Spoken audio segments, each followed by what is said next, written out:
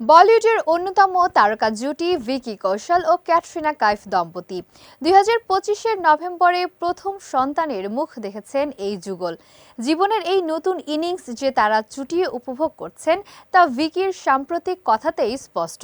তবে বাবা হওয়ার পর স্ত্রী ক্যাটরিনার লড়াকু মানসিকতা দেখে রীতিমতো মুগ্ধ এই অভিনেতা।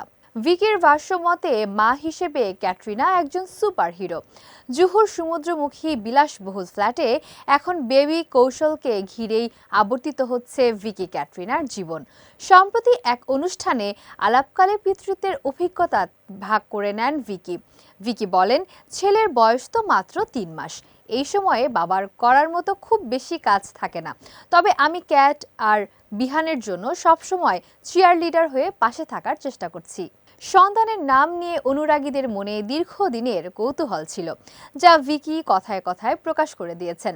তাদের ছেলের নাম রেখেছেন বিহান। ছেলের বড় হওয়ার অপেক্ষায় থাকা এই অভিনেতা বলেন, আমি অপেক্ষা করছি কবে বিহান আরেকটু বড় হবে।